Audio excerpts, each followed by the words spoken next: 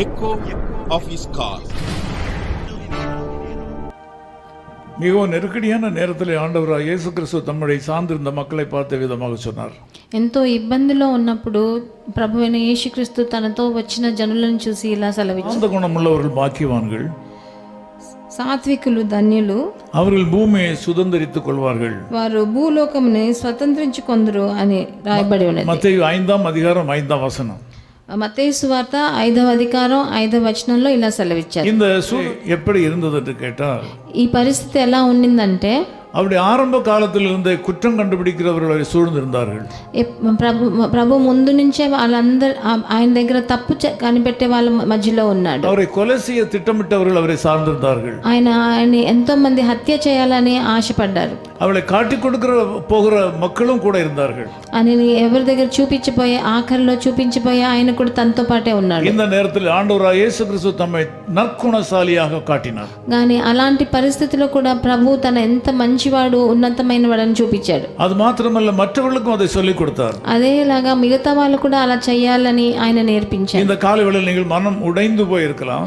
ఈ పొద్దుట వేళ మీరు మనసు విరిగిపోయి ఉన్నారేమో. அதிகப்படியான கஷ்டங்களினாலே உங்களுடைய குணாதிசயத்திலே மாற்றம் ஏற்படுகிற ஒரு சூழ்நிலையிலே நீங்கள் இருக்கலாம். ఎంతో కష్టం దుఃఖం వలన మీ క్యారెక్టరే మారిపోయి ఉందేమో. ஒரு நண்பர் விதமாக சொன்னார், ఒక స్నేహితుడు ఇలా సెలవిచ్చాడు, அளவுக்கு மேல ஒரு மனிதனை, நல்ல மனிதனை கஷ்டப்படுத்தினால் அவன் கெட்டவனாக மாறிவிடுவான் என்று.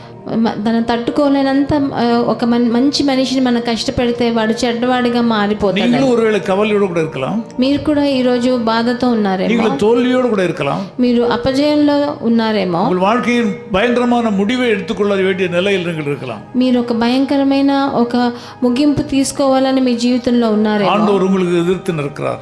కానీ ప్రభువు మీ ముందు నిలబడి ఉన్నారు. அப்படி அல்ல என்று சொல்லுகிறார். మీరు అలా చేయకూడదు అని చెప్తున్నారు. நீங்கள் சாந்த குணமுள்ளவர்களாக மாறுங்கள். కానీ మీరు దీనులుగా మారాలని, దయాళ గుణముள்ளவர்களாக மாறுங்கள். మీరు దయాల గుణం ఉన్న వాళ్ళుగా మారాలని, பூமியை சுதந்தரித்துக் கொள்வீர்கள். మీరు ఈ భూమిని స్వతంత్రించుకుంటారని చెప్తున్నారు. பூமியில் உள்ள சகல ஆசீர்வாதங்களை நீங்கள் சுதந்தரித்துக் கொள்வீர்கள். ఈ లోక ప్రకారమైన ఆశీర్వాదాలను కూడా మీరు స్వతంత్రించుకుంటారు. ఎదుర్పదమానది కోపం என்று అర్థం. దీనికి ఎదుటి పదము దానికి కోపం అని అర్థం. கோபம் என்கிற குணாதிசயம் சரியான விதத்தில் கையாளப்படாவிட்டால் அது மூர்க்கமாக மாறும். కోపాన్ని మీరు సరిగ్గా మీరు చేసుకోకపోతే అది మూర్ఖంగా మారుతుంది. இந்த காலையில நீங்கள் கோபப்படக்கூடாது. ఈ ఉదయకాలంలో మీరు కోపంగా ఉండకూడదు. கோபம் உங்களை ஆளக்கூடாது. కోపం మీ మీద అధికారం చేయకూడదు. கோபம் உங்களை அரசாட்சி செய்யக்கூடாது.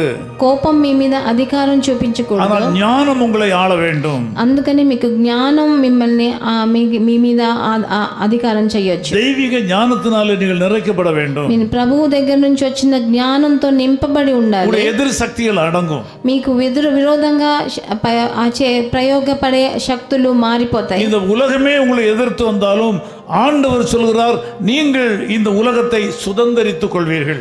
ఈ లోకమే మీకు విరోధంగా వచ్చిన మీరు దాన్ని జయం పొందుతారని ప్రభు సెలవిస్తున్నారు. சாந்த குணமுள்ளவர்கள் பாக்கியவான்கள். దీన మనసు గల వాళ్ళు భాగ్యవంతులు. அவர்கள் பூமியை, அதாவது உலகத்தையே சுதந்தரித்துக் கொள்வார்கள்.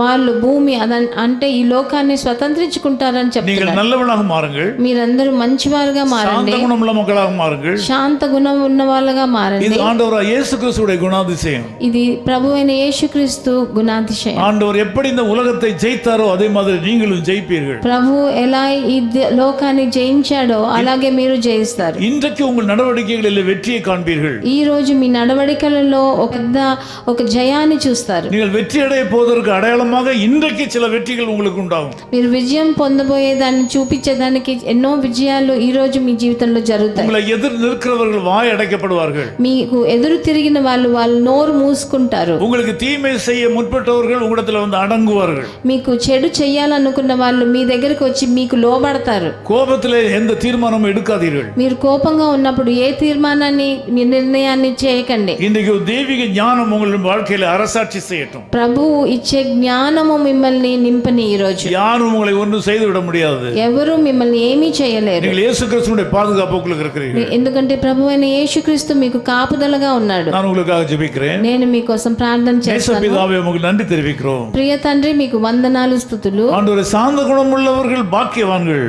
సాత్వికులు ధన్యవంతులని రాశారు. அவர்கள் பூமியை சுதந்தரித்துக் கொள்வார்கள். వాళ్ళు ఈ భూమిని స్వతంత్రించుకుంటారని நீர் చెప్పారు. அந்த பூமியை சுதந்தரித்துக் கொண்டீர். మీరు ఈ భూమిని స్వతంత్రించుకున్నారు. இந்த உலகத்தை நீங்கள் ஜெயித்தீர்.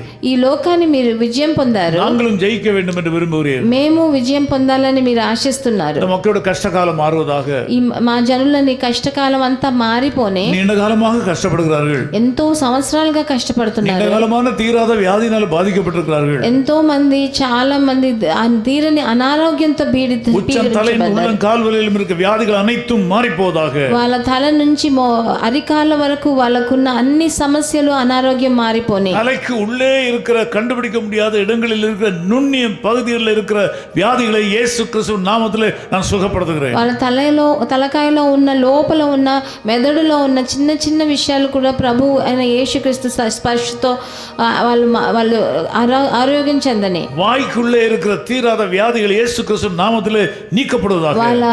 వాళ్ళ నోటిలో ఉన్న ఏ వ్యాధి అయినా అది మారిపోని. குரல் வளையில் இருக்கிற வியாதிகள் மாறுவதாக. వాళ్ళ గొంతులో ఉన్నది ఎలాంటి అనారోగ్యమైనా మారిపోని. வயிறு பகுதியில் இருக்கிற வியாதிகள் மாறுவதாக. వాళ్ళ కడుపులో ఏదైనా వాళ్ళకి అనారోగ్యం ఉంటే అది మారిపోని తండ్రి. గర్భపైயில் இருக்கிற வியாதிகள் இயேசு கிறிஸ்துவின் நாமத்திலே மாறுவதாக. వాళ్ళ గర్భ సంచిలో ఏదైనా అనారోగ్యం ఉంటే దాంట్లోంచి విడుదలనివ్వండి. இரத்த சோகையில் இருக்கிற வியாதிகள் மாறுவதாக. వాళ్ళ రక్తం తగ్గినందువలన వచ్చే అనారోగ్యంలోంచి వాళ్ళకి విడుదలనివ్వండి. పోకుகள் మారువதாக. వాళ్ళకి చాలా రక్తం పోయి ఆడవాళ్ళకి అలాంటి ప్రాబ్లం మారువதாக. అలాంటి సమస్యలన్నీ మారిపోని తండ్రి. మారువதாக. వాళ్ళ మోకాల నొప్పులు మారిపోని తండ్రి. అడిపகுதியில் இருக்கிற வியாதிகள் இயேசு கிறிஸ்துவின் நாமத்திலே இப்பொழுது நீக்கப்படுகின்றன. వాళ్ళ అరికాలలో ఉన్న అన్ని అనారోగ్యం కూడా యేసుక్రీస్తు నామములో వాళ్ళని మక్களை ஆசீர்வதிக்கிறதற்காக ஸ்தோத்திரம். ప్రభు మమ్మల్ని ఆశీర్వదించారు కాబట్టి இந்த நாளுகளுக்கு மிகுந்த ஆசீர்வாதமாக இருப்பதாக. ఈ రోజు మీకు చాలా ఆశీర్వాదకరంగా మారని యేసు கிறிஸ்துவின் நாமத்தில் ஜெபிக்கிறோம் பிதாவே. ప్రభు అయిన యేసుక్రీస్తు నామమునందున వేడుకుంటున్నాం తండ్రి. ஆமென் ஆமென். மான்கள் நீரோடை வாஞ்சிப்பது போல ஆத்மாவா ஜிக்குதே. நீர் மாத்திரம் எந்த ஆத்மநேசருமையா ராதிக்கிறே. நீர் பலனுமன் கேடகமாம் எனாவி உம்மை என்றும் அடிபணியும். நீர் மாத்திரம் எந்த ஆத்மநேசருமை ஆராதிக்கிறே. ஆமென்.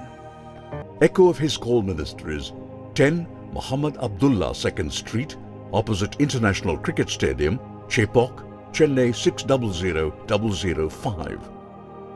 Chennai 600005, India.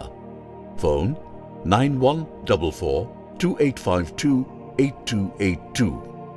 Mobile phone and WhatsApp 91-98412-71858. Email sam@echoofhiscall.org. Website www.echoofhiscall.org. God bless you.